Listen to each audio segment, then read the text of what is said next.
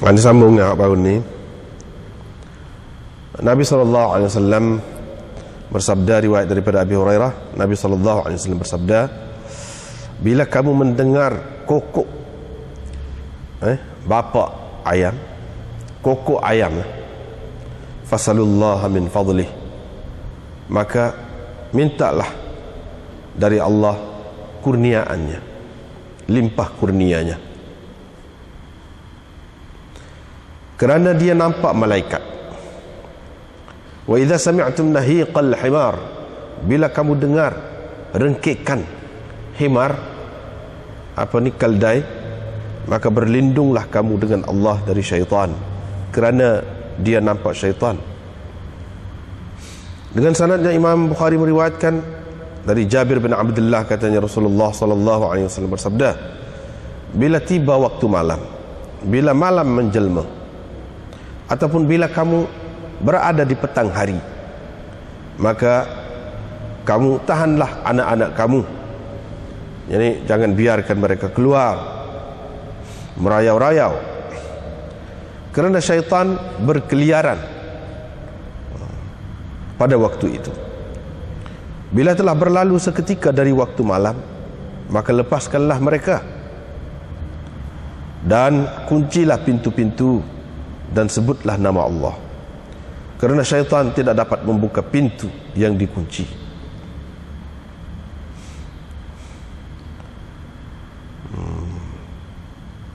Cuma dengan sanad satu lagi ni, Imam Bukhari kemukakan di sini tak ada sebut uzkuru smallah, sebutlah nama Allah tu tak ada sebut. Hanya suruh tutup, kunci dan sebagainya.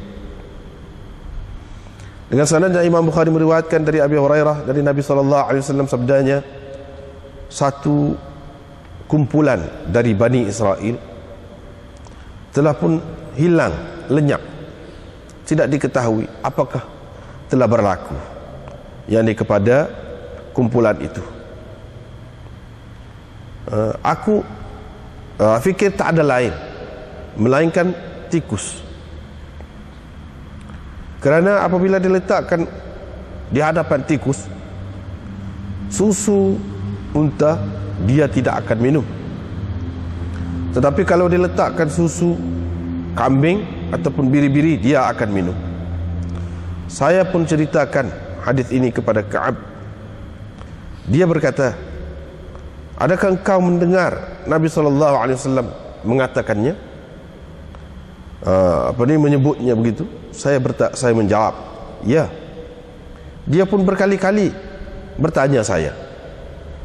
Faqultu, saya pun kata, afa aqra'ut Taurat, apakah saya baca Taurat?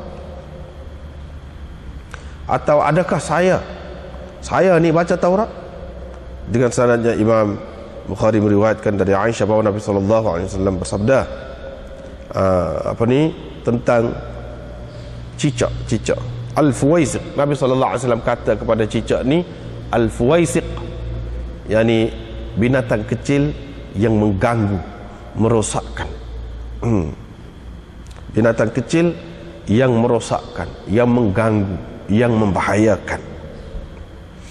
Walam asma'hu amara biqatlih, tetapi saya tidak mendengar baginda memerintah supaya dibunuh cicak itu. Bagaimanapun Sa'ad bin Abi Waqqas mengatakan bahawa Nabi SAW telah memerintahkan, telah suruh supaya cicak itu dibunuh.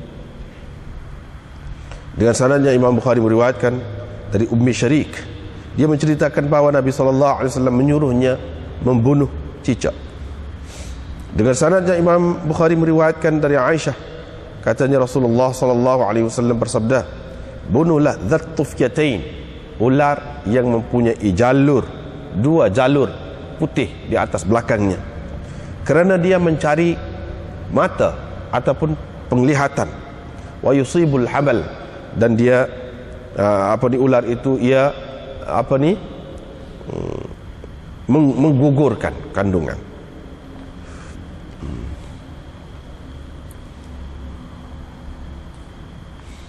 Hammad menjadi mutabi' kepada Abu Usamah dalam meriwayatkan hadis ini. Dengan sanad yang Imam Bukhari meriwayatkan dari Aisyah, katanya Nabi sallallahu alaihi wasallam menyuruh supaya membunuh al-abtar, yakni ular pendek.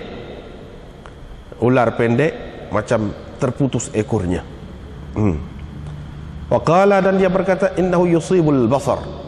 Ular itu mensasarkan penglihatan, membahayakan penglihatan, dan wayudhibul habal, menggugurkan kandungan.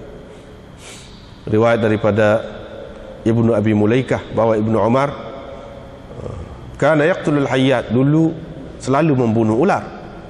Kemudian dia melarang. Dia berkata, sesungguhnya Nabi SAW pernah merobohkan satu dinding kepunyaannya. Tiba-tiba didapatinya di situ ada kulit ular. Dia pun kata, unzuru, perhatikan, di mana dia, di mana ular. Mereka pun perhatikan. Dia pun berkata, Nabi SAW pun bersabda, uqtuluh, bunuh. Maka aku selalu membunuhnya kerana sabda Nabi SAW itulah dulu. Lepas tu aku bertemu dengan Aba Lubabah.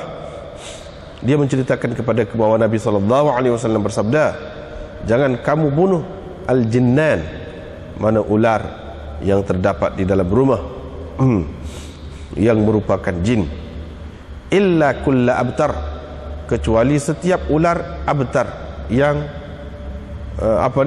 pendek, yang terputus ekornya, dhi tufiyatain, yang mempunyai dua jalur di belakang, kerana ia menggugurkan anak dan menghilangkan pandangan. Faqtuluh, maka bunuhlah ular itu. Diriwayatkan dari Ibnu Umar lagi bahawa dia selalu membunuh ular. Lepas tu Abu Ubabah menceritakan kepadanya bahawa Nabi SAW melarang dari membunuh jinnanil buyut, yakni penghuni rumah. Maka Ibnu Umar pun tidak lagi membunuh ular yang terdapat dalam rumah. Babun khamsum minad dawab, 5 jenis binatang fawasiq yang mengganggu, merosakkan, membahayakan. Yuqtalna fil haram, boleh dibunuh di tanah haram. Dengan sanadnya Imam Bukhari meriwayatkan dari Aisyah bahawa Nabi SAW bersabda, 5 jenis binatang membahayakan ataupun merosakkan, mengganggu, boleh dibunuh pada tanah haram, di tanah haram. Yang pertama tikus. Yang kedua kala, jengking. Yang ketiga hudayya, helang, burung helang. Wal ghurab, gagak. Wal kalbul aqur, dan yang kelimanya ialah anjing yang galak, anjing yang bengking.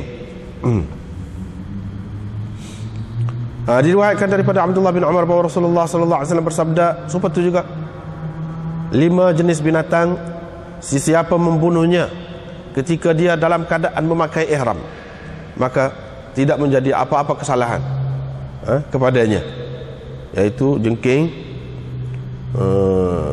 tikus, anjing galak, gagak, dan hida'ah, hudayya tadilah, hida'ah, yaitu helang.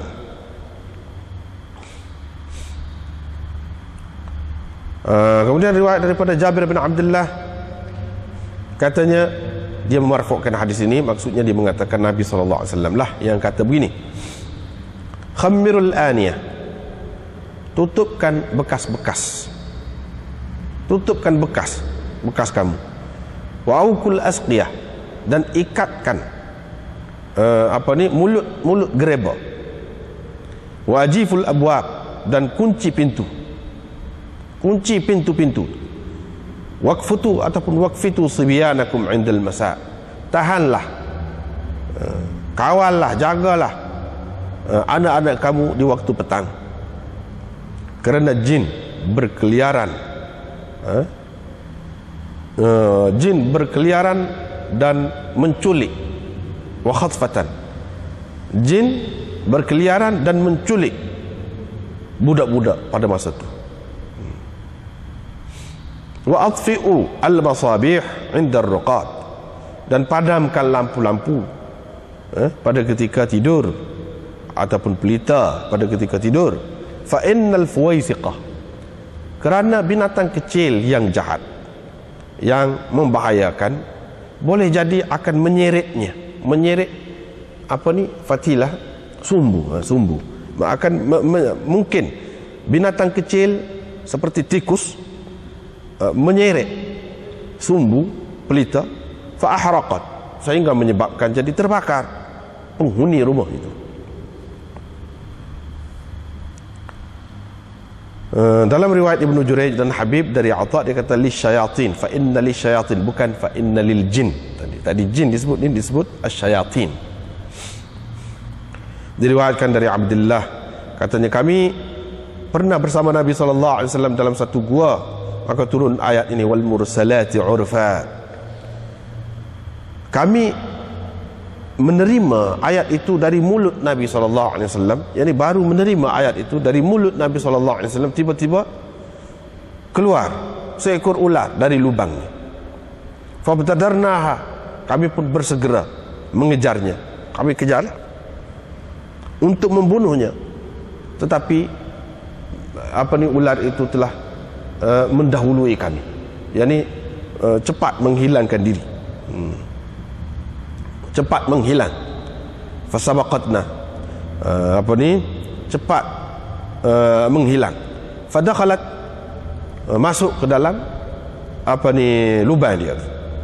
Maka Rasulullah SAW pun bersabda, dia telah terselamat dari kejahatan kamu, sebagaimana kamu juga telah terselamat dari kejahatannya.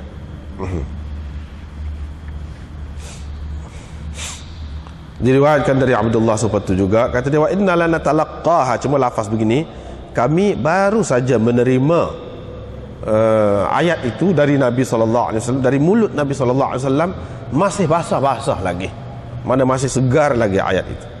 Begini bunyi lafaz dia, beza sikit lah. Satu lagi itu sama juga.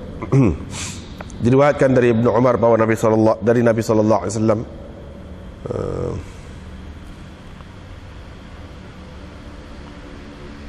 katanya, an Nafi' an Ibn Umar an Nabi sallallahu alaihi wasallam qalat dakhalat imra'atun, apa qalatnya, qalalah sepatutnya dari Ibnu Umar,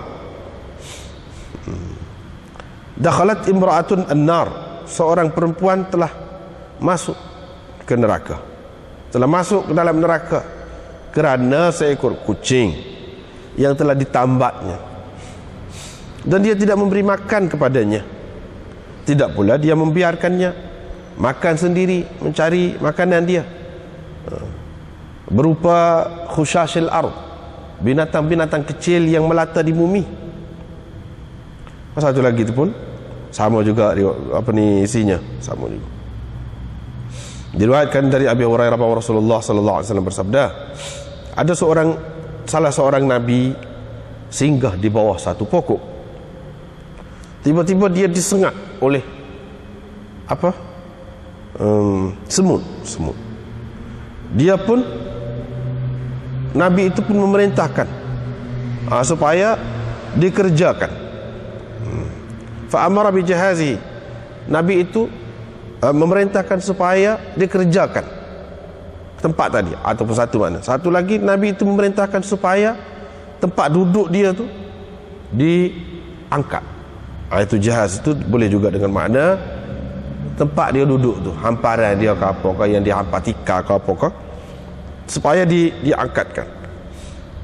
Setelah tu dikeluarkan dari bawah pokok tadi tu, dikeluar, dikorek lah. Thumma amara bi baitiha fa uhriqa bin nar. Setelah itu Nabi tadi pun memerintahkan supaya dibakar sarang semut tadi dengan api. Maka Allah mewahyukan kepadanya, Allah kata, fahalla namlatun wahidah, kenapa tidak hanya seekor semut saja. Babun idza waqa'a adh-dhubab fi syarabi ahadikum, bab apabila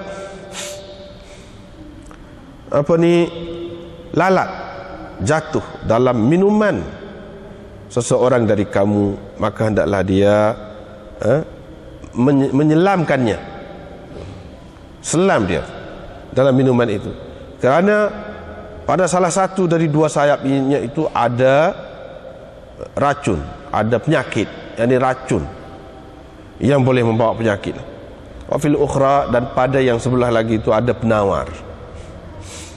Diriwayatkan dari Ubaid bin Hunain, katanya saya mendengar Abu Hurairah berkata, Nabi SAW bersabda, bila lalat jatuh dalam minuman seseorang kamu, maka hendaklah dia menyelamnya, kemudian membuangnya, kerana pada salah satu dari dua sayapnya itu ada racun, dan pada yang sebelah lagi itu ada penawar.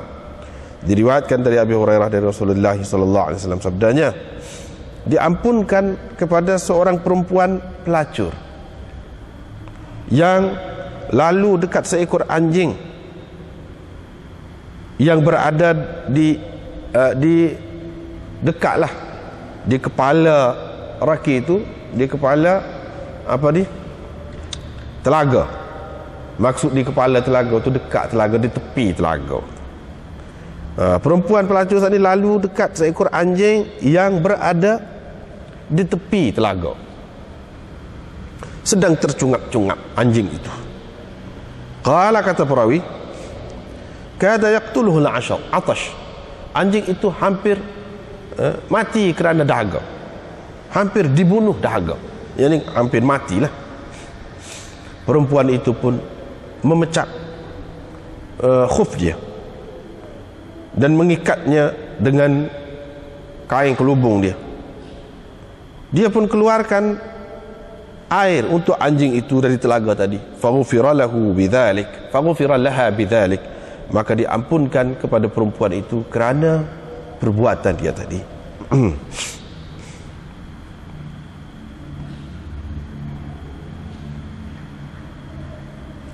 Dengan sanadnya Imam Bukhari meriwayatkan dari Sufyan, katanya, aku mendengar hadis ini dari Zuhri seperti mana engkau berada di sini. Dia menceritakan kepadaku dari Ubaidullah, dari Ibnu Abbas, dari Abi Talha, dari Nabi SAW sabdanya, malaikat tidak masuk ke dalam rumah yang ada di dalamnya anjing dan gambar ataupun patung. Diriwayatkan dari Abdullah bin Umar bahawa Rasulullah SAW memerintahkan supaya dibunuh anjing-anjing. Diriwayatkan dari Abi Hurairah bahawa Rasulullah SAW bersabda, sesiapa yang memelihara anjing, amsaka, menahan, memelihara di sini maksudnya memelihara anjing, akan kurang dari amalannya pada setiap hari 1 qirat, kecuali anjing harth, anjing untuk mengawal, menjaga tanaman, ataupun anjing masyah untuk menjaga ternakan. Diriwayatkan dari Sufyan bin Abi Zuhair Asy-Syanawi bahawa dia mendengar Nabi SAW bersabda, sesiapa yang memelihara anjing tidak untuk menjaga tanaman ataupun menjaga ternakannya, nescaya kurang dari amalannya pada setiap hari 1 qirat. Berkata As-Sa'ib, engkau dengar hadis ini dari Rasulullah SAW, yakni engkau dengar sendiri? Dia menjawab, ya, demi Tuhan kiblat ini. Itulah beberapa hadis yang kita baca saat ini. Baru ni pun sebahagiannya kita sudah baca dah. Baiklah.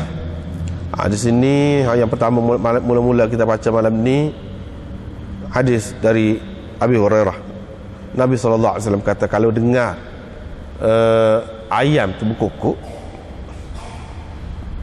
maka mintalah limpah kurnia Allah.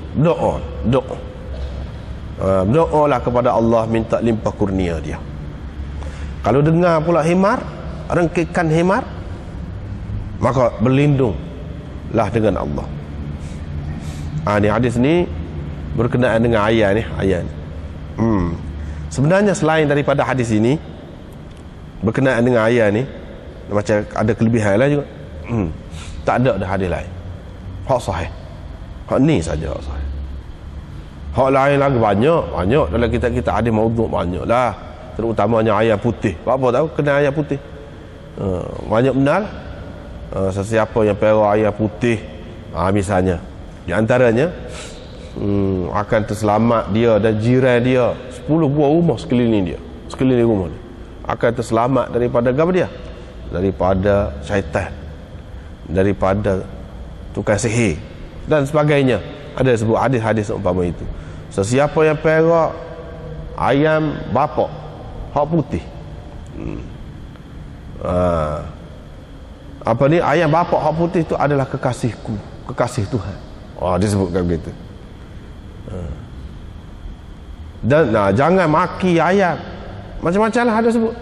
Hadis-hadis yang seumpama itu, semua itu tidak sahih. Semuanya tidak sahih, bahkan maudhu'. Ini saja hak sahih. Lepas tu hak kata begini-gini, syarat begini-gini tak ada syarat-syarat apa, ayat putih ke ayat merah ke ayat gapo ke, serupa je, serupa. Dalam hadis ni tak ada sebut ayat putih ke ayat gapo ke, tak ada sebut, asal ayat bapak. Kemudian apa maknanya? Lepas tu kalau kita duduk di bandar tak ada ayat tu, tak bunyi, tak molek kah? Artinya nak suruh perah ayat lah ni, nak suruh dia berkukuk. Bila dia berkukuk boleh kita berdoa, bila dia kukuk kita berdoa, bila kukuk kita berdoa. Macam mana lagu tu tak? Cuba kita perhati sekali, tengok macam pelik juga. Di sini dia cerita keadaan, kenyataan. Bukan makna kalau ayat tu tak ada, malaikat tak mari. Cuma itu satu tanda. Boleh jadi ayat dia berkukuk kerana dia terkejut, boleh jadi juga. Salah satu sebab, iaitu dia nampak malaikat. Hak malaikat tu hak pentingnya kepada kita. Bila ada tanda tadi, malaikat tu penting kepada kita. Sebab itulah dia suruh berdoa. Sebab apa? Dengan kehadiran malaikat dekat kita, bila dia nampak, dekatlah mana. Bila kita berdoa, malaikat tolong amin. Bila dia tolong amin untuk kita, mustajab, makbul doa kita mudah-mudahan. Itu maksudnya. Tapi kalau tak ada ayat pun kita berdoa, kebetulan malaikat ada, ataupun kita tidak buat sesuatu dalam rumah kita, benda-benda yang menghalang malaikat masuk. Misalnya tidak ada patung dalam rumah kita, seperti dalam hadis tadi disebut malaikat tak masuk dalam rumah. Kalau ada benda tu, kita jaga benda-benda tu. Kita jaga benda-benda maksiat, jangan ada dalam rumah. Bukan apa nama ni, patung saja, benda-benda lain yang di sisi agama tak boleh. Malaikat tak suka selalu. Kotor. Kita membiarkan diri kita kotor, pun malaikat tak segi dah. Bau busuk, malaikat tak segi dah. Itu semua tanda belakang tu. Kan Nabi SAW sudah cerita dah, malaikat ni dia suka kepada hal tu, wangi-wangi. Bila kita pakai wangi, dia sendiri dia wangi. Tahu dah lah. Itu pun satu tanda juga. Bukan ayat kukuk saja. Tanda. Mana kalau orang tu bersih, cuci, bau wangi, dijaga kemah, tanda lah tu. Malaikat suka dengan dia. Lepas tu tak ada benda-benda yang haram di sekeliling dia, di rumah dia. Tanda lah tu. Malaikat mendekati dia. Secara tidak langsung, doa dia tu mudah diterima. Sebab apa? Malaikat ada di sekeliling dia. Malaikat suka, malaikat aminkan doa dia. Itu maksudnya. Kepada orang-orang yang duduk di kampung ataupun di mana-mana yang ada ayat, salah satu tanda malaikat mai ni, salah satu. Tidak semestinya setiap kukuk tu pandai dia nampak malaikat, tak mesti. Tak mesti. Tetapi itu salah satu tanda. Salah satu tanda. Artinya ada kalanya ayam ini berkokok. Sebab apa dikaitkan di sini? Disebutkan dalam hadis, disebutkan dengan malaikat. Sebab banyak membantu orang, terutama di zaman dulu. Ketika mana tidak ada jam makuk, tidak ada jam loceng, tidak ada. Tidak ada kemudahan-kemudahan lain. Biasanya orang ni apabila tidur, dia akan terlepas sembahyang subuh tu, dah jenak tidur, lena tidur, nyenyak tidur. Tapi dengan adanya ayam, tabiat dia. Tabiat Allah SWT buat tu, kejadian dia tu jenis tu. Kejadian dia. Kalau kita perhati dari segi zahirnya, dah sabarlah. Dah muka ayam dia kan dia tak nampak kan kalau gelap. Puas dah lah dia hanya duduk tidur pun.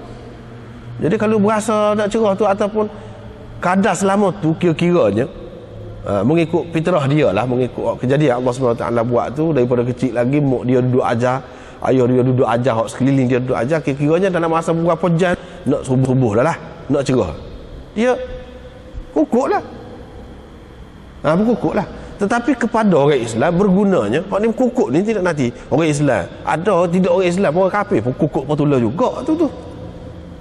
Semuanya dia tidak dapat manfaat apa-apa daripada ayam kukuk tu. Kita orang Islam dapat. Tak dapat tidak. Kita kena bangun sembahyang subuh. Bila sembahyang subuh, kab doa tu, Rabbighfirli warhamni wahdini. Kab doa ke tu? Dalam sembahyang itu maknanya. Mesti malaikat mari. Dan itu kebaikannya bila dia berkukuk, menyedarkan kita, itu kebaikan dia. Pada masa tu pun malaikat mari tu, kan? Malaikat mari ketika pagi, ketika petang, bergila-gila itu mari tu. Hak ni untuk siang, hak ni untuk petang, dia mari pada waktu tu. Nak tengok kita bangun ke tidak? Itu dia. Kok tu dikaitkan dengan ayam tu. Bukan maknanya setiap kukuk ayam tu maknanya mesti dia tengok malaikat. Tak. Sini ada kaitan dengan ibadat kita tu. Dan sangat bergantung orang-orang pada masa dulu dengan benda-benda seumpama ini. Membantu dia untuk bangun beribadat, bersembahyang. Dengan sebab itu ulama-ulama kata kalau diperhatikan, kalau tidak kerana kejutan ke apa-apalah, kerana biasa, ayam ni di antara keistimewaan dia berkukuk ni pada waktu dia, sehingga kepada orang-orang yang nak bangun tengah malam berguna. Pada masa dulu lah, sepuluh dulu orang tengok matahari ni, nak tengok waktu. Sekarang ni seperti dia tubik tengok mataharinya. Sekarang ni orang tengok jam belakang dah ada kemudahan. Hak maksud sebenarnya nak suruh sembahyang tu, mintalah kurniaan Allah, minta kurniaan Allah bila kita bangun subuh tu lah. Pada masa tu lah biasanya ayam kukuknya pun. Sebab apa? Malaikat mari. Memang pada masa tu malaikat mari. Ke situ. Bukan makna kena mengena dengan ayam tu sendiri, kukuk dia tu tak ada gapo. Ini satu tanda, salah satu tanda malaikat tu hadir.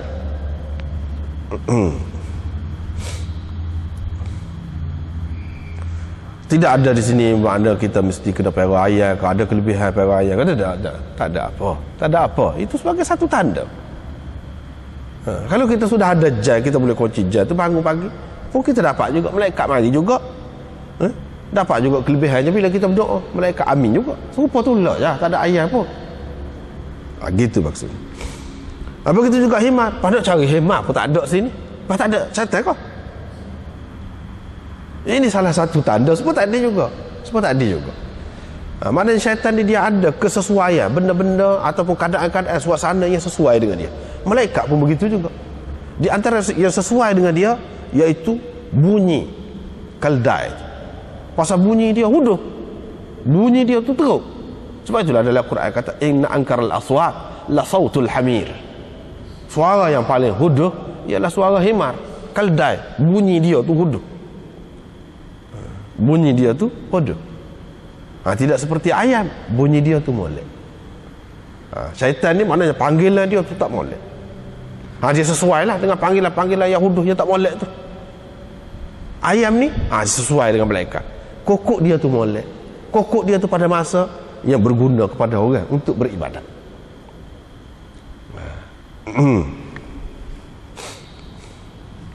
Lepas tu kalau orang yang perhati pada keadaan himar ni, di negeri-negeri yang ada himar, memang himar ni dia bunyi gitu tu apabila dia naik nafsu, apabila dia nak kerja, apabila dia nak apa kita kata mengawal, terutamanya dia bunyi gitu. Tu benda-benda yang seumpama itu tu sesuai dengan syaitan. Sesuai dengan syaitan. Itu dia kata nampak syaitan, maka minta berlindung. Sebab apabila syaitan mari, kita kena minta jauh daripada syaitan. Jangan sampai dia ganggu kita. Tapi kalau tak ada himar pun syaitan tak mari kau. Mari. Kalau kita kotor, kalau kita tidak jaga benda-benda yang dilarang oleh agama tu ada dalam rumah kita, mari sepatutnya. Kita berlindung pun dia mari semacam. Dia mari semacam. Jadi hal ini sebagai satu tanda, salah satu tanda. Bukan bermakna kalau tak ada hemar, tak bunyi hemar, maka syaitan tak mari. Tidak.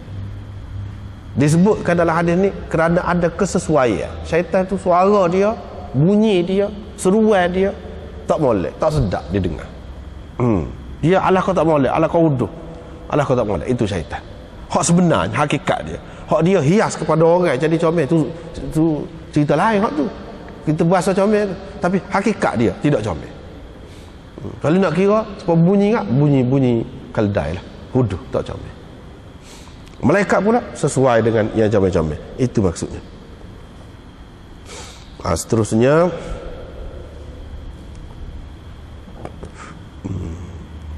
Rasulullah sallallahu alaihi wasallam bersabda, ini hadis ni kita sudah jumpa. Dan bila tiba malam, petang lah, petang hari.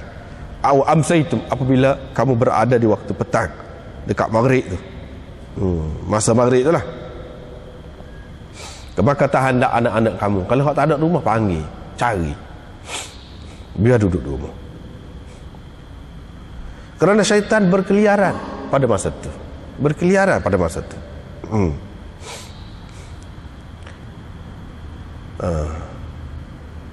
Apabila telah berlalu seketika dari waktu malam, maka kamu lepaslah. Hak ni berkait dengan syaitan. Hak jelasnya. Satu lagi, syaitan ni dia sesuai dengan benda-benda yang membahayakan, yang merosakkan, yang menyakiti manusia. Ada sesuai.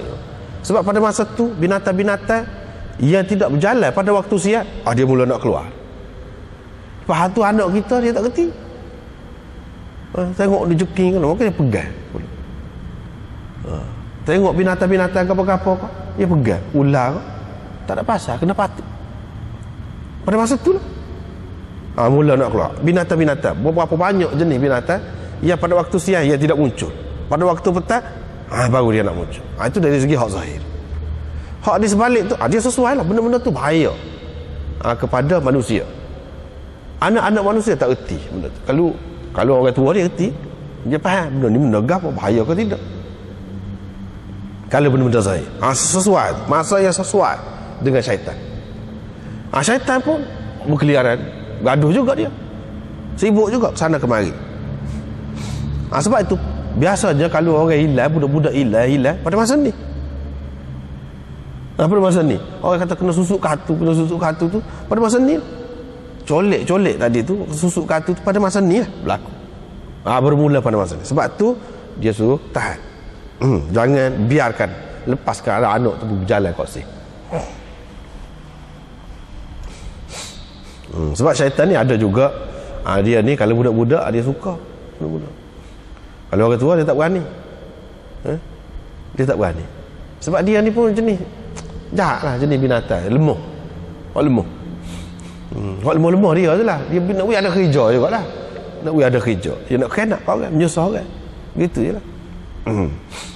Sebab binatang-binatang kalau budak-budak kadang-kadang backing dia. Tapi kalau orang tua tak, dia takut. Binatang pun lagu tu. Hak ni pun lagu tu. Kalau budak-budak tu duduk dekat orang tua, selamat, tak apa. Di antara sebabnya bagi kita orang Islam ni, sebab orang tua tu sembahyang, baca bacaan ayat-ayat Quran dan sebagainya, itu menyebabkan dia tidak suka lah. Budak-budak pula kadang-kadang berok orang pergi berjalan-berjalan tu berok tu sudah jadi kotor. Bila kotor, mudah syaitan nak pergi dekat dia. Begitu juga orang perempuan, biasanya kalau nak kena gangguan ke apa, lebih mudah pada masa dia mari kotor tu. Sebab sesuai dengan syaitan.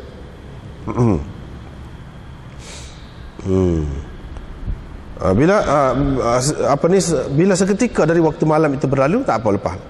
Dan kunci pintu-pintu tu, kunci pintu pada waktu malam dan sebagainya. Kunci pintu, jendela, apa semua kunci lah. Memang apa kalau kita tengok dari segi hak zahir biasa ni pun, nyamuk mula masuk. Nyamuk kalau buka pintu, pada masa tu nyamuk banyak benar. Semua tu benda-benda yang membahayakan kepada kita. Nabi SAW ajar kita supaya jaga benda tu. Itu hak zahir. Hak tidak nampak pun lagu tu juga. Dia kata syaitan tak boleh tu buka pintu yang terkunci. Tu rahsia dia. Terutamanya lebih-lebih lagi apabila kita baca bismillah.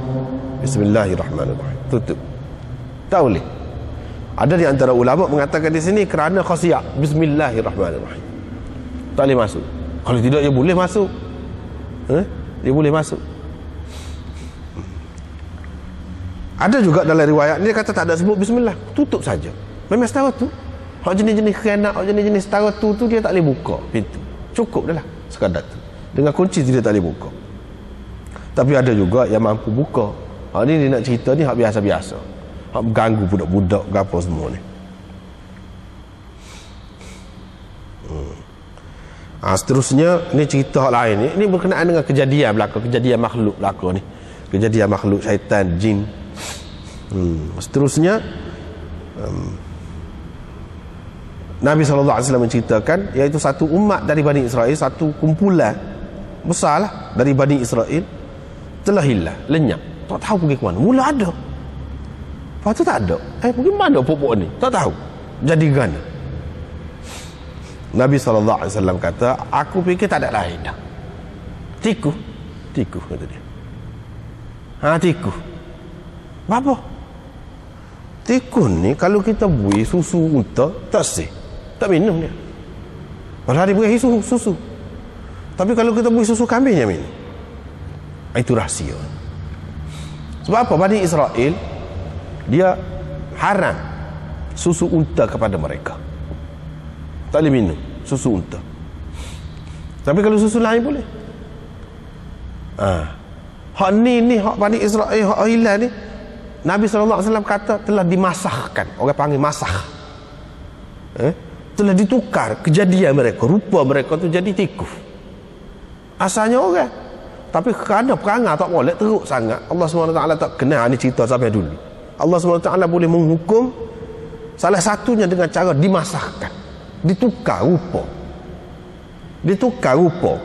Manusia tu jadi tikus, jadi kera, jadi babi, macam-macam lah. Itu cerita zaman dulu. Kemudian ni tidak ada. Kemudian tidak ada dalam bentuk kumpulan, tidak ada.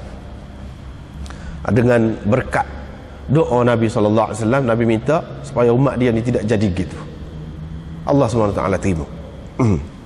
Tapi sampai dulu telah berlaku, iaitu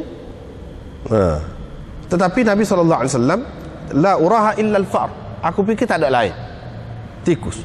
Lepas tu semua tikus ada dalam dunia ni kah? Bermula dari situ kah? Sebelum pada tu tak ada tikus kah? Ada dua pendapat. Satu golongan mengatakan memang tak ada. Lepas tu tikus-tikus ada ni sebahagiannya adalah daripada keturunan waktu. Dia kata gitu. Ada keturunan. Sampai bila-bila. Lepas tu hak tikus ngati pun ada juga. Hak tikus ngati. Tetapi pendapat yang mengatakan sebelum pada tu tak ada tikus, tak tepat, tak betul. Sebab apa? Tikus begitu juga kejadian-kejadian yang lain sudah ada dah sebelum pada tu pun. Begitu juga tikus ni ada keturunan, itu pun kurang kuat.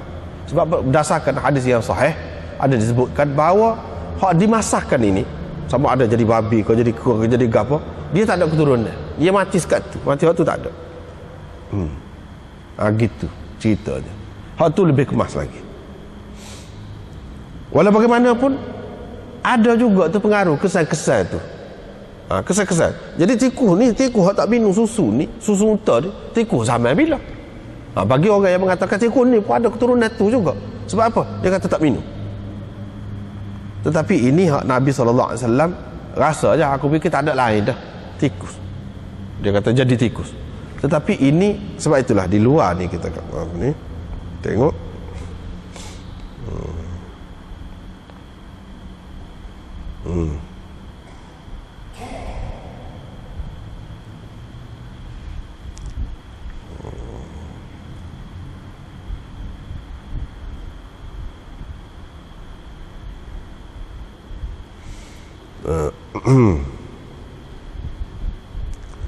ini hadis Ibnu Mas'ud. Hadis Ibnu Mas'ud kata dia nombor 14 dalam Asyir nombor 14. Disebut dekat Nabi SAW kera dan babi.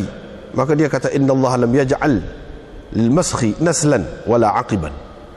Allah SWT tidak buatkan keturunan Dah ada anak cucu lah kepada hak manusia yang sudah dimasakkan jadi binatang, itu tak ada. Itu tak ada. Ini hadis ini sahih. Hadis ini sahih.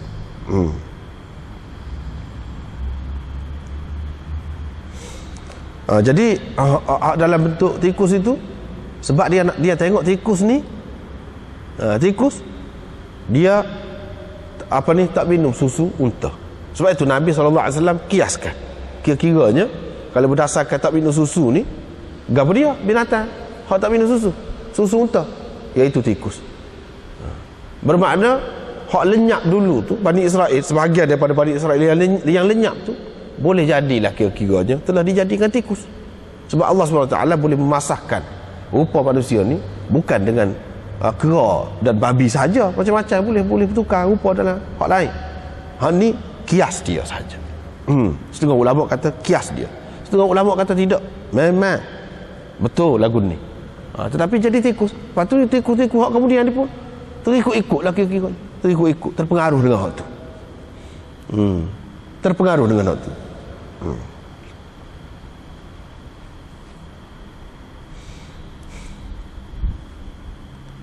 Saya pun ceritakan kepada Ka'bul Ahbar. Ka'ab ni dia pendeta Yahudi dulu, lepas tu masuk Islam. Mengikut pendapat yang sahihnya, masuk Islam di zaman Sayyidina Umar. Ada juga pendapat yang mengatakan di zaman Sayyidina Abu Bakar. Dia dah dengan zaman Nabi SAW, tapi dia tidak Islam di zaman Nabi SAW. Dia baru Islam di zaman Sayyidina Umar, dan matinya pada zaman pemerintahan Sayyidina Uthman. Ka'ab ni, Ka'ab al-Ahbar orang panggil. Dia kata, kau dengar sendiri daripada Nabi SAW kata lagu ni? Saya kata, ya. Abu Hurairah kata. Lepas tu dia berkali-kali duk tanya lagu tu. Saya kata, lepas tu aku baca Taurat kau? Mu tahu aku baca Taurat kau? Yang aku tahu cerita tadi. Maknanya dia istifham ingkari ni maknanya.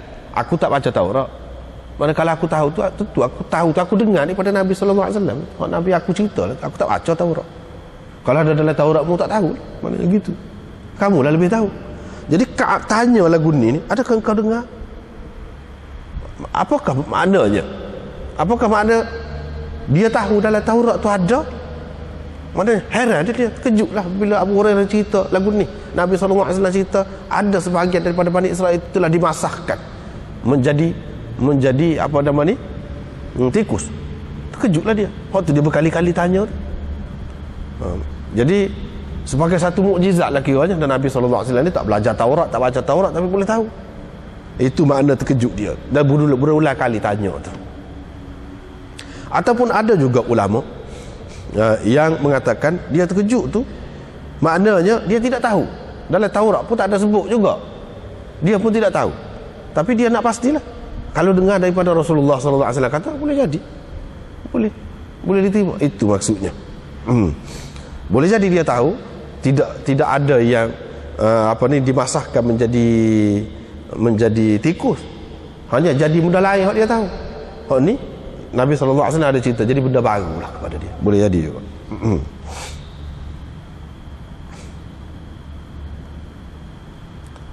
Sebab tu riwayat daripada Aisyah bahawa Nabi SAW berkata bersabda berkenaan dengan wazab, cicak.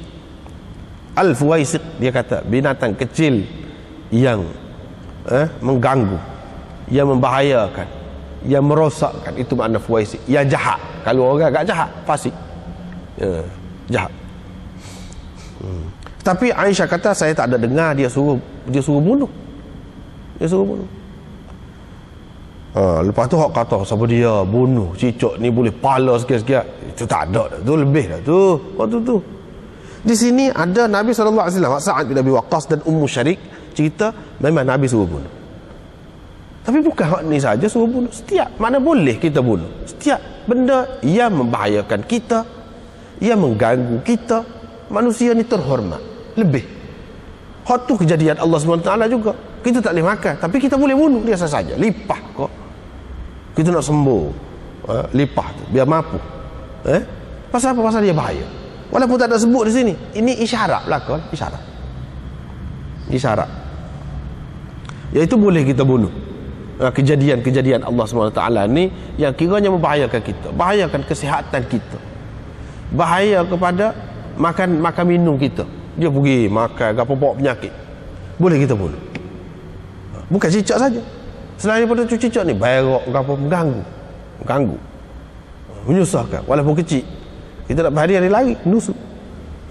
Nak ceritanya boleh, tidak berdosa, tidak salah. Walaupun ini kejadian Allah SWT juga buat. Adalah tu hikmat dia nya. Sementara kita mengetahui hikmat dia yang sebenarnya, kita boleh bunuh. Hikmat dia dapat buat ubat goni-goni misalnya, tu tak tahu lagi, rahsia Allah SWT. Sampai masa dia orang jumpa lah. Sebelum tu dia tak habis binatang ni banyak. Dia suruh bunuh ni banyak. Tak apa kalau nak bunuh pun. Kalau tak saya bunuh tak apa. Ada masa lah bunuh. Ada riwayat yang lain disebutkan Aisyah ni dia ada tukar ni. Ada tukar macam lembing gitu, tukar dia. Dia buat jolok cicak ni. Dia buat jolok cicak. Mana tak apalah, bukan cicak saja, hak lain-lain pun boleh.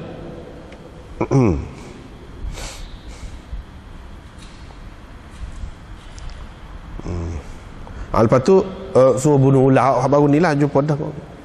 Ada juga ulama yang mengatakan hak larang bunuh ular ni, hak tak boleh, hak ular penghuni rumah.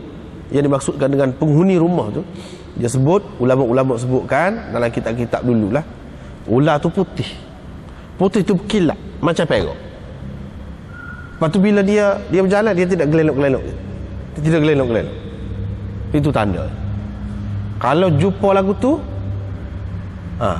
Nabi SAW kata harriju, sempitkan kedudukan dia, kamu desak dia. Desak lagu mana? 3 kali. Setengah ulama kata 3 kali. Kamu berada dalam kesempitan, itu makna harriju. Letakkan dia dalam haraj, dalam kesempitan. Kamu berada dalam kesempitan ni, bahaya lah maknanya. Jangan ganggu siapa-siapa, jangan ganggu kami, jangan ganggu siapa-siapa. Keluarlah dengan baik. 2-3 kali kata lagu tu. Kalau dia keluar tak apa. Ada juga ulama mengatakan bukan 3 kali, 3 hari. Tunggu sampai 3 hari. Lepas tu kalau dia keluar tak apa. Ataupun elok dia keluar. Kecuali kalau ular tu memang maklum, kita sudah maklum dah.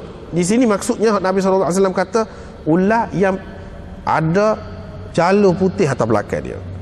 Wah, kita tak tahu ular ni payah, ular ni banyak, bukan sejenis 2 ni. Apa yang dimaksudkan oleh Nabi SAW di sini ialah setiap ular yang membahayakan. Di kalangan dia diketahui ular laguni. Ular laguni ni kalau dia kelih kita nampak buta mata. Oh, bahayanya sampai begitu. Kalau orang mengandung, gugur anak. Dia tak ada buat apa-apa, bukan patut pun. Oh, kalau sudah sampai setahun tu boleh bunuh. Kalau tidak sampai setahun tu pun boleh membahayakan kita. Kita sudah tahu ni ulagon ni bahaya ni ular, boleh bunuh. Apa pun, duduk mana pun. Baru ni sudah baca dah kan, hak khilaf ulama tu maksudnya lagu mana, gitulah. Bukan sama-sama pun kalau kita jumpa dalam hadis, kalau dia sebut perkara tu bukan makna hak tu saja. Isyarat banyak. Isyarat. Kalau kata ada buah tamar, buah goni dalam syurga, tak ada sebut rahmatan, maka tak ada lah rahmatan. Jangan faham lagu tu. Serupa juga ni pun. Bukan hak ni saja. Bukan cicak saja. Lipah tak ada sebut. Lipah. Jadi lipah tak boleh ke? Ada. Boleh tak ambil faham daripada hak ni sebab dia kata fuaisik. Dia sebut sifat tu dengan sifat. Sifat dia hanya mengganggu, merosakkan, membahayakan kita. Itulah. Sekurang-kurangnya dia kerik beg kita, kerik kain kita, molek-molek. Setiap yang membahayakan. Kejadian Allah SWT juga di dalam kitab ni. Ada binatang hak sina. Binatang jenis dia orang panggil gegak kau gapo.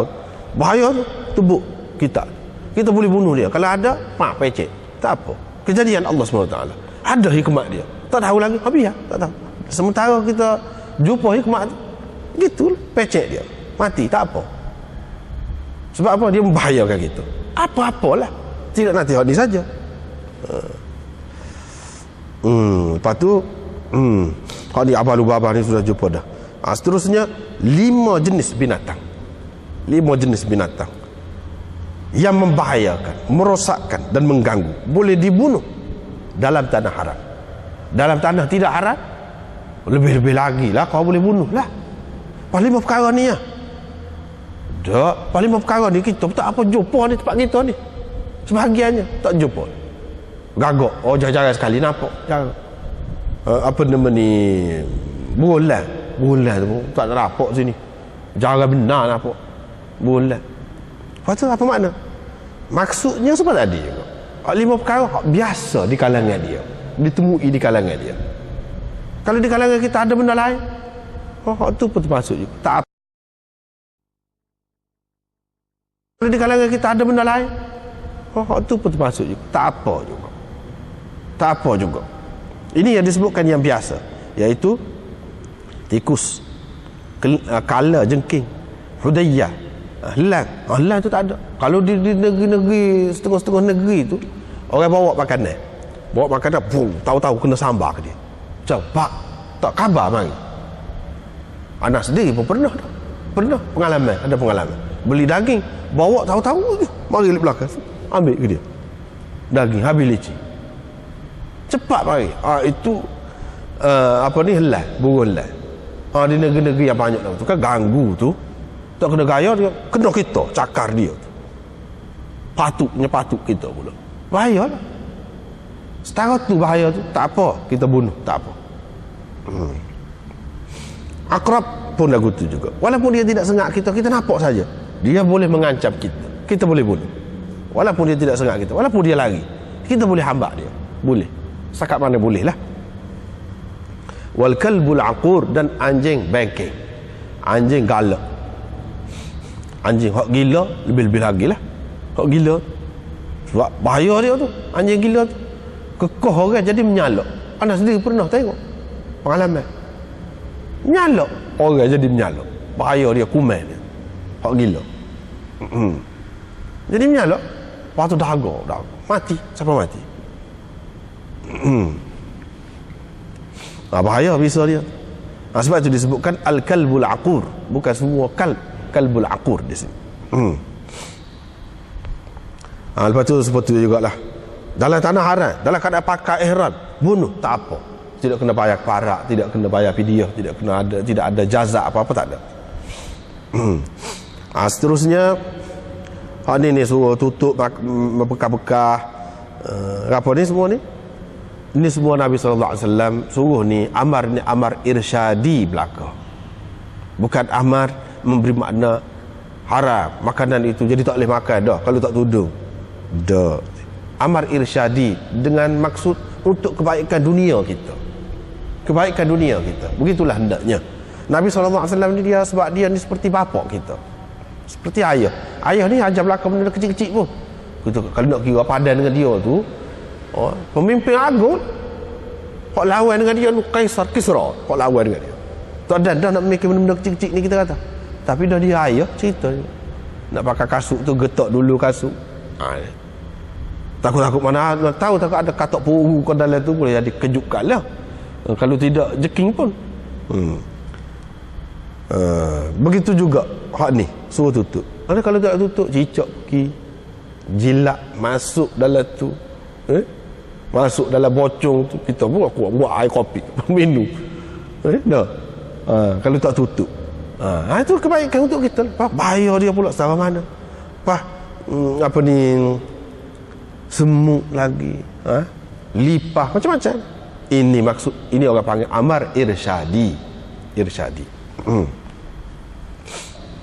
Bukan makna kalau tak tutup tu apa ni, makanan tadi sudah haram dimakan. Tidak haram. Boleh makan. Kalau tengok cuci tak ada apa. Tapi dibimbangilah, mana kita tahu dah kita tak apa ketika kita tak ada tadi. Kalau kita tengok cuci tu tak apa, setengah-setengah tak ada kesan, lalak ke apa ke. Sebab tu dia suruh tutup. Ini mengajar kita apa ni, bahawa berapa banyak kemudaratan dan bahaya kepada kita tu berpunca daripada makanan-makanan yang tidak terjaga. Kadang tidak ditudung, kadang tidak diikat, kadang tidak dikemaskan. Apa ni, pintu dia ke tudung dia ke, kadang tu berapa banyak penyakit. Sebab tu dia sebut Dan dia suruh tutup pintu. Ni pun irsyadi juga. Tak tutup pintu, mari orang gila ke apa ke, susah. Kalau tutup pintu tu susah juga. Ni kalau mari apa-apa, terdedah. Mari orang mengamuk kau apa, kuat ni kalau kau cidai lah juga berkira. Kita kata. Itu sebab dia suruh tutup pintu. Lepas tu suruh tutup lampu. Pelita lah terutamanya di sini, sebab dia kata fuwaisiqah, binatang-binatang kecil ni yang membahayakan ini. Boleh jadi dia heret apa? Sumbu zaman dulu macam-macam dia buat ni. Apa nama ni, minyak tu untuk nak bakar. Minyak tu pun sedap juga. Binatang pergi situ, orang pergi heret. Bahkan Nabi SAW kain sejadah dia pun pernah terbakar sikit kerana tikus. Sebab tu dia suruh tutup lampu ataupun pelita lah terutamanya di sini. Kalau lampu tu dalam keadaan selamat, terpelihara, tak apa kita buka, tak apa. Sampai pagi pun tak apa. Ni bahaya lah kalau bahaya. Ini pun dia ajar kepada kita berwaspada lah, terutama kalau nak pergi mana-mana jauh, nak tinggal rumah ke apa tu, patut tutup lah. Sebab apa? Kita tak ada. Kalau kita ada, kita sedar, kita tak tidur. Yang sebut tidur tu, kita sedar. Kalau bau pun kita khabar, bau hangit ni kat dia, bagi tengok. Tapi kalau tidur tak bau. Kalau elektrik, kalau gapo, semua letnya tutup, kecuali hak mana-mana penting saja.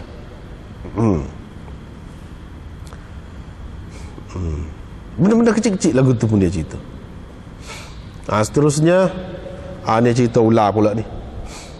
Abdullah bin Mas'ud duduk dekat Nabi SAW, tiba-tiba tubik ular daripada lubang dia. Kami pun honggar pergi nak bunuh lah. Nabi SAW suruh cari. Lepas tu tahu-tahu dia masuk dalam lubang dia, tak ada lepas lah. Nabi SAW pun kata dia telah terpelihara, terselamat dari kejahatan kamu, dan kamu juga terselamat dari kejahatannya. Berapa jahat kita bunuh dia tu, dan Nabi suruh kan. Jahat apanya? Jahat ni nisbah kepada dia, pada binatang tu. Dia takut lah kita bunuh dia, seperti mana kita pun takut juga ke dia. Dengan cara tadi selamat kedua-dua. Nisbah kepada dia tu, bukan jahat, bukan kita jadi orang jahat dengan bunuh ular tu, tidak. Ni jahat ni nisbah kepada ular tu.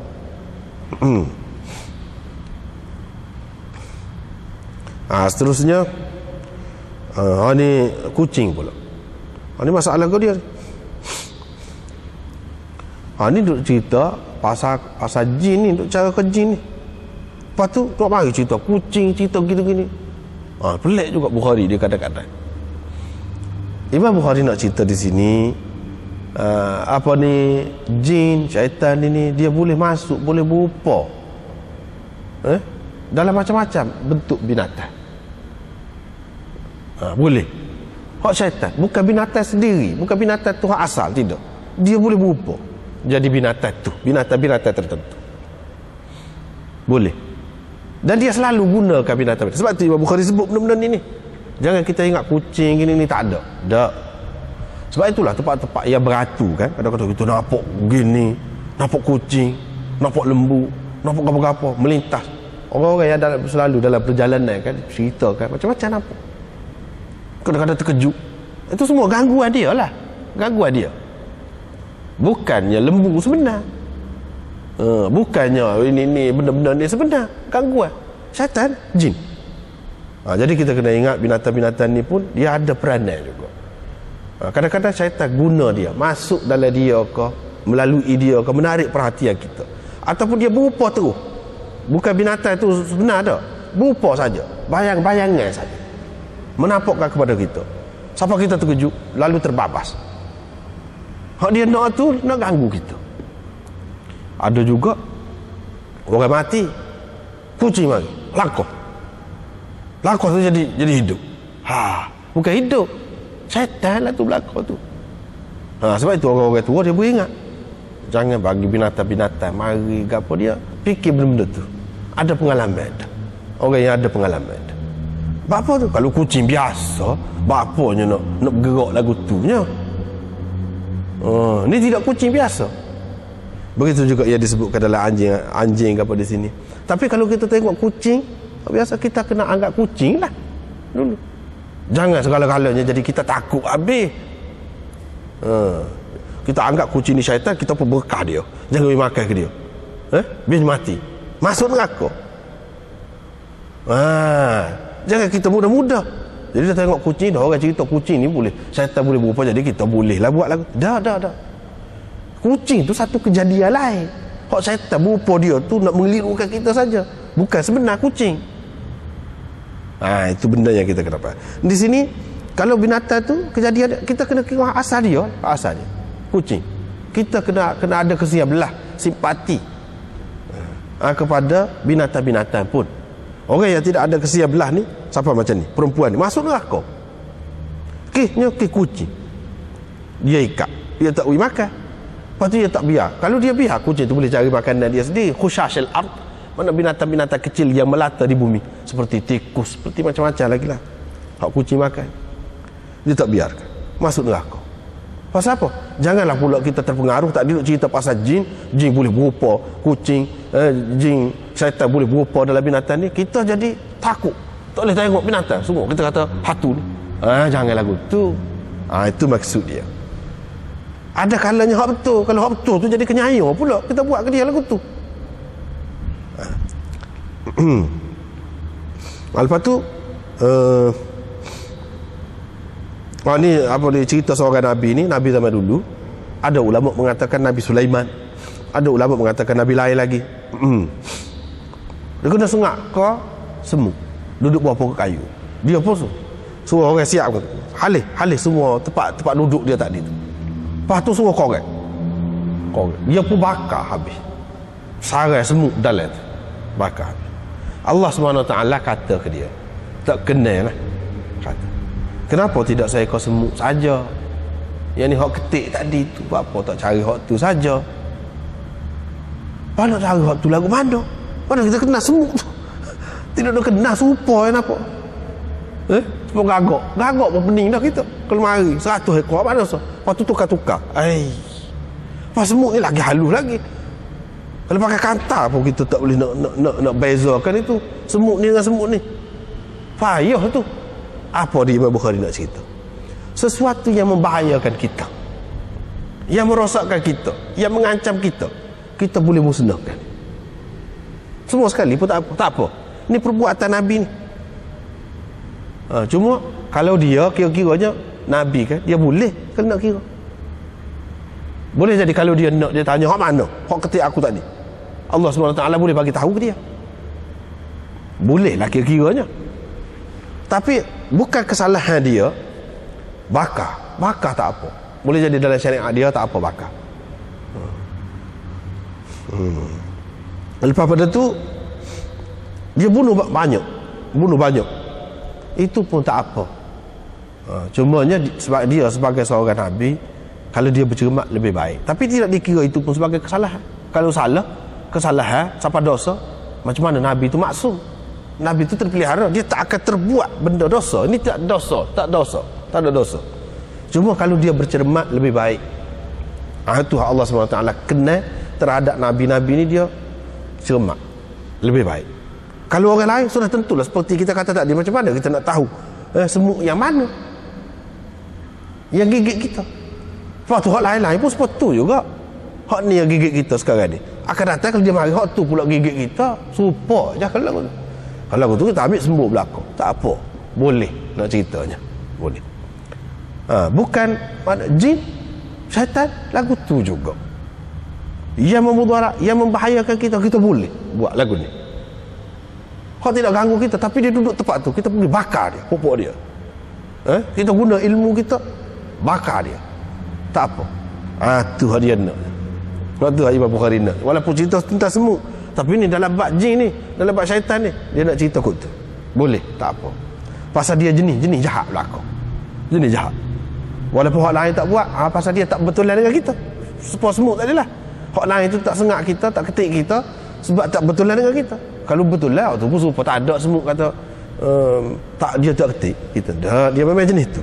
Kalau semut jenis jahat ni, kita apa ni, tak apa bunuh. Tapi kalau semut dia tidak mengganggu, tidak mengganggu dari segi gigit saja boleh jadi, tapi mengganggu dari sudut lain. Kalau kita tahu dia mengganggu, bahaya dia dari sudut lain, tak apa kita bunuh, walaupun dia tak gigit kita pun. Semut hitam, kau semut apa-apa kau, hak memang tidak ketik kita, hak tu pun kalau membahayakan, tak apa, kita boleh bunuh. Lepas tu lalak pula, cerita lalak pula. Lalak pula gitu juga, ini pun bahaya juga. Syaitan jin bahaya juga pada kita, bahaya juga. Hak ni bahaya kepada zahir kita, hak tu bahaya kepada dalaman kita. Sehingga pergi jumpa dengan doktor, doktor tak boleh kesal. Dia kata tak tahu penyakit kau dia, tak tahu penyakit kau dia. Semuanya bahaya belaka, tak molek belaka.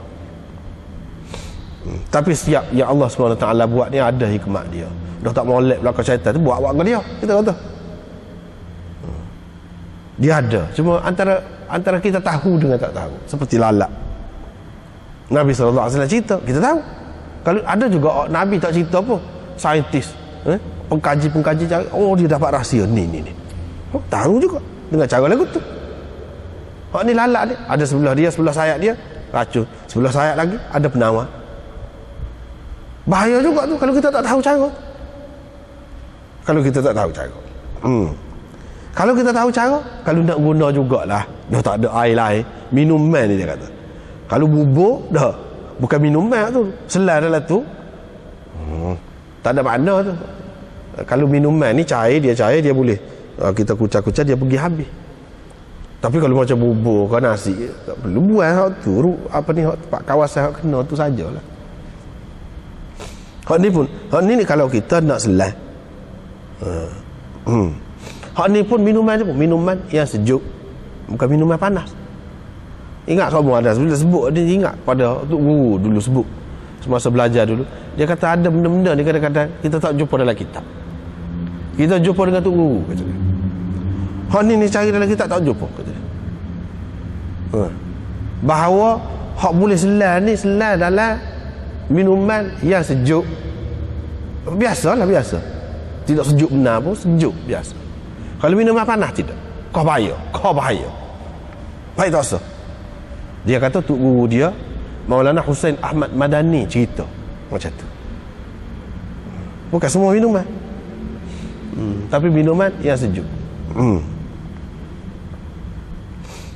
Kalau minuman yang panas tu hancur, pak perut dia tubik, tak ada pasal tu. Lepas tu nak ajar kita suruh minum hak tak molek kau, hak cemar kau, tak ada makna. Baiklah.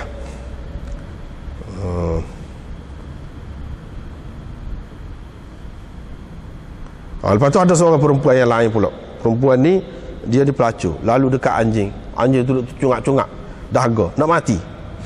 Dia pun ambil khuf dia, sakut dengan kain kelubung dia, buat keluar air, beri minum. Allah SWT kenal. Allah SWT ampunkan dosa dia. Siapa setara tu? Ni anjing, biasanya kira-kiranya syaitan ni, jin ni dia berupa anjing biasa. Tapi kalau kita tengok anjing, jangan pula kita anggap ni syaitan ni selalu. Sehingga kalau dia cungak-cungak nak mati tu, kita tidak kesian lagi ke dia. Jangan seperti kucing tadi lah. Jangan kita anggap begitu. Anjing lah, dia ada kejadian dia sendiri. Memang ada syaitan ataupun jin berupa anjing, ada ketikanya. Tetapi asalnya anjing. Macam di sini. Dia tolong anjing itu. Allah SWT kena, sehingga dia ampunkan dosa dia. Dia pelacur pun Allah SWT ampunkan. Hadis ini juga menunjukkan bahawa orang yang melakukan dosa besar ni, Allah SWT terima juga kebajikan dia kalau buat kot lain. Hak tu dosa tu suku, hak tu. Lepas tu kalau dia buat kebajikan hak lain, hak molek lah, hasil hak molek. Dia buat kebajikan, dia tolong orang kau, bukan guna duit dia tu lah. Kalau guna duit dia hasil pelacuran tu tak boleh, hak tu tak ada kebajikan hak tu. Tapi kalau dia guna hak lain, itu pun hak tak ada kebajikan, tak ada kebaikan, tak ada kesan tu. Kalau kepada manusia, kalau kepada binatang, tak ada gapo, dia tak ada terikat dengan hukum gapo, haram gapo, tak ada kesan, dia boleh guna hak tu. Tetapi Allah SWT tak terima juga untuk kebajikan ni, dia kena hak molek. Kebajikan. Kalau dia buat hak molek daripada hasil yang molek, kerja ataupun perbuatan lain-lain lah, dia tolong, Allah SWT boleh kena ampunkan dosa dia. Hadis ini menunjukkan bahawa orang yang melakukan dosa besar itu dia tidak boleh putus harapan, putus asa terhadap rahmat Allah SWT, kerana Allah SWT boleh mengampunkan dosa dia, orang setara mana pun. Dan kita tidak boleh pandang satu macam bahawa orang ni kalau dia teruk, kita tak boleh pandang dia ni teruk. Kita tak tahu lagi nasib kita ke mana. Kita kena berpandangan baik sama, mudah-mudahan dia akan melakukan sesuatu yang Allah SWT akan mengampunkan dosa dia dengan sebab perbuatan yang baik. Seterusnya, ni malaikat tidak masuk dalam rumah yang ada anjing. Tadi dia sebut anjing. Ni anda sudah sebut dah banyak kali dah ni. Di satu peringkat dulu Nabi SAW nak hapuskan, maknanya semangat mengikut Yahudi. Maknanya kalau orang buat juga, maknanya dia lawan perintah Nabi SAW. Lawan perintah Nabi, mereka tak suka juga, tak akan masuk lah mana dalam rumah. Pada ketika tu, ketika Nabi suruh bunuh, kalau katakanlah kita tak bunuh, bermakna kita lawan perintah Nabi SAW. Bila lawan perintah Nabi, mereka tak pergi dekat kita, apa-apa sajalah. Tetapi hak ni hak suruh bunuh ni sudah masuk. Bila sudah masuk tak boleh lah. Pada masa tu malaikat tak masuk pada masa tu, tapi sudah masuk. Dengan sebab itu kita tengok di sini hasyiah nombor 2. Cuba kita tengok. Qala ba'dhum bimuqtada umum lafz kalb wa khassasahu akharun. Orang-orang lain kata kalau hak tak ada keperluan seperti anjing untuk menjaga tanaman dan lain-lain lagi. Ada nombor 3, hasyiah nombor 3. Amar bi qatl al-kilab, Nabi SAW perintah supaya bunuh anjing. Wa dhalika hina kathratiha, ni ketika banyak sangat anjing. Banyak sangat. Kalau banyak sangat sampai mengganggu orang, tak apa. Begitu juga kalau gagak. Dulu kan pernah berlaku gagak banyak. Mana sebelah Kuala Lumpur tu banyak gagak. Boleh bunuh kalau banyak.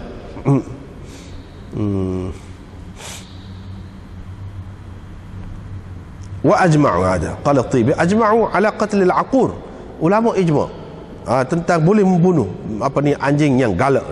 Wa ikhtalafu fi ma la darara fihi, dan mereka berbeza pendapat tentang anjing yang tidak ada apa-apa mudarat. Qala Imamul Haramain, Imamul Haramain berkata Nabi SAW menyuruh membunuh mula-mula, suruh bunuh biqatliha kulliha, semua sekali suruh bunuh anjing, semua sekali suruh bunuh. Kemudian dimasukkan suruh bunuh tu, kecuali hak hitam saja, hitam saja, tak ada warna lain, hitam saja suruh bunuh tu. Thumma istaqarra asy-syar'u 'ala an-nahy min qatl jami'il kilab. Kemudian syarak hak kemudian sekali berada dalam keadaan tak boleh, larangan membunuh semua jenis anjing yang la darara fiha, yang tidak ada mudarat, hatta al-aswad al-bahim, hingga kan anjing yang hitam semua pun tak boleh bunuh. Ini kedudukannya. Hak kata tak masuk, malaikat tak masuk ni pada ketika tu pasal dia langgar perintah Nabi SAW. Nabi tak bui, dia buat. Tetapi kalau kemudian, sebab itulah dia kecualikan, kalaulah pada zat anjing tu sendiri malaikat tak pergi, tak kira lah anjing jaga tanaman, jaga gapo pun tak masuk belaka lah. Ni tak, kalau pergi anjing jaga tanaman, jaga binatang ternakan ataupun lain-lain lagi, tak, waktu kecuali tak apa pula, tak hilang pula berapa-apa kira tu, tak hilang pula. Tak ada sebut pula malaikat tak masuk. Maknanya agama Islam dia mengajar kita buat gapo-gapo biar ada faedah. Kalau nak pergi biar ada faedah, jangan duk pergi saja tak ada faedah. Biar ada faedah, sekurang-kurangnya comel kau nampak, sekurang-kurangnya tenang puasa perasaan kita, sekurang-kurang. Ataupun ada faedah, tak apalah. Tak ada faedah, bahkan membahayakan kita, boleh membahayakan kepada jiran-jiran kita, tak ada pasal kalau lagu tu. Itu maksudnya. Lepas tu apa sebab dia sebut cerita anjing di sini? Sebab biasanya jin ataupun syaitan ni dia berupa anjing. Dia berupa anjing. Sebab itulah pada ketika Nabi SAW suruh bunuh, dia kata syaitan. Dia kata syaitan. Dia lebih tahu pada masa tu macam mana dia kata syaitan. Kalau tidak pun zaman kemudian ni biasanya lebih sesuai, paling sesuai di antara binatang tu, lebih sesuai, lebih dekat dengan syaitan, dengan jinnya, iaitu anjing. Sebab itu dia pergi kepada anjing, dia berupa anjing lebih banyak. Seterusnya tak apalah, lebih kurang tu je. Lain-lain tu. Wallahu a'lam wa akhiru da'wana.